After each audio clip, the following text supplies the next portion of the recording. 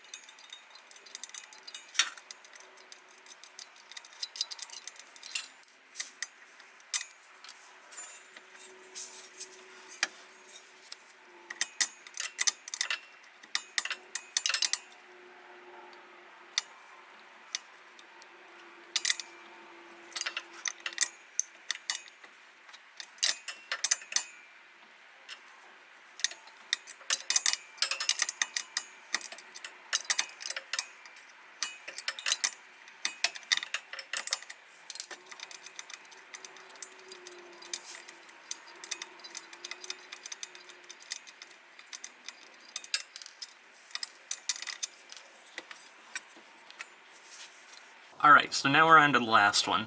You're going to want to watch yourself when you loosen this one because the drive shaft could fall and it is heavy, so falling is not a good idea. I also want to say too that a socket wrench would be a lot easier to take these off with, but unfortunately I don't have clearance next to these bolts here to actually get a socket in there, so I have to just use these 2 wrenches.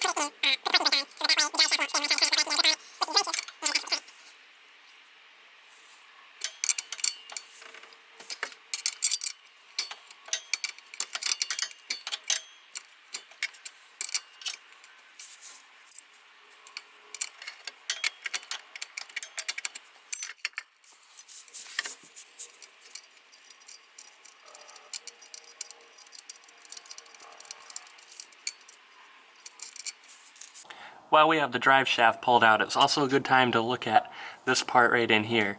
It should be perfectly flat like it is now, but if you see it and it is waved or bowed at all, that could be causing your leak as well, and that is going to be another piece that you can replace in there. Alright, so here's all the tools that you're going to need for the next step, which is going to be the actual seal replacement. So first we're going to need one of these seal puller tools, which can come from pretty much any auto parts store sells them. Some may even rent them out to you, but places like Harbor Freight have them as well, and that's where this one came from. Next is going to be your actual seal that you're replacing. If anybody's actually doing this for a 240SX, or I guess an SR20 with trans, this is going to be your part number here. Let me see if I can focus on it.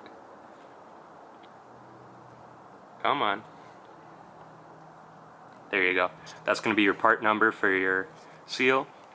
And then lastly, to reinsert it, they do make tools that you can use for this, and some people put sockets over them, but I've always used a hammer and a little socket extension. You don't need to have an extension like this. Really just anything about this size will work good for you. You're just going to go around the wall of this and tap it in with these two, and that'll get it seated nicely. Here's a good view of what we're actually going to be replacing. Here's the rear of your transmission, and this is the seal in here. So this is what we're going to want to pull out. And another way that you can tell that this is what's leaking here is you can see that all in here has fluid all over it, and all the way down at the bottom. So you can tell that it's weeping out.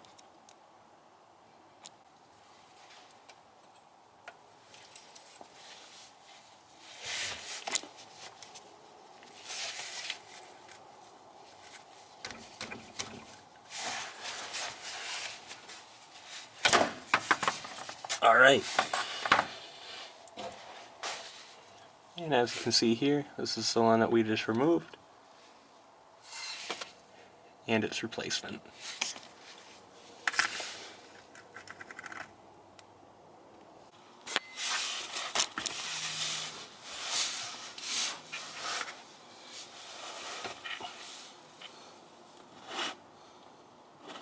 The next thing here, you're just going to want to put your seal right there, and you can get your hammer and extension.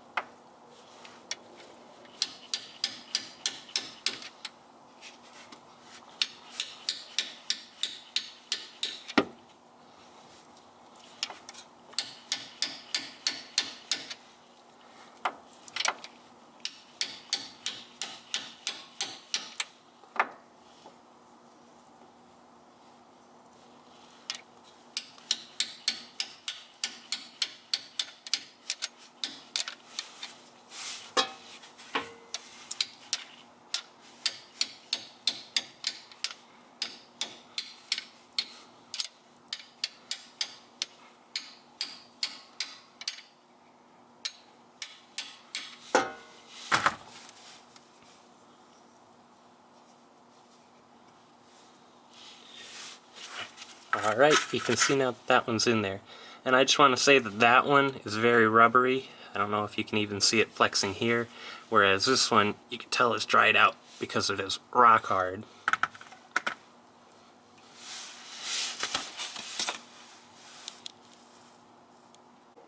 Now you're just going to want to do all those steps in reverse. First we're going to put back in the drive shaft.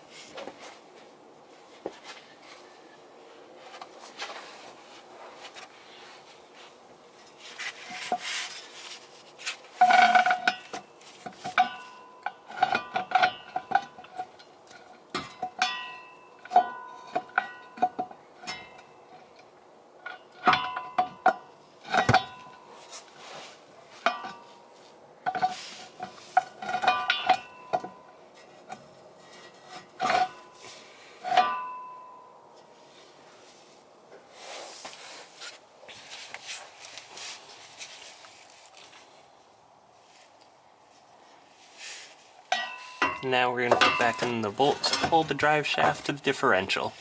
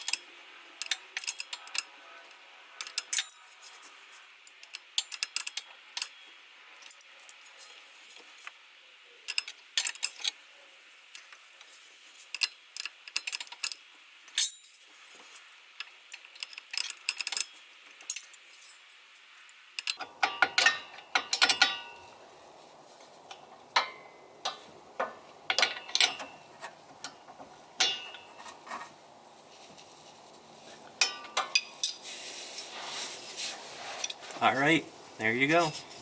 She's all tightened up, going all the way around.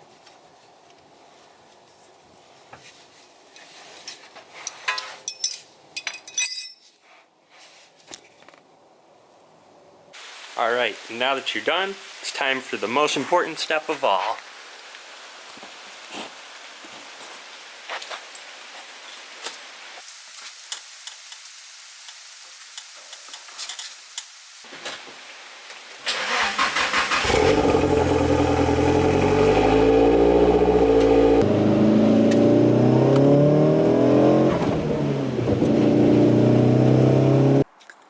Alright, and that's it. I hope everybody enjoyed.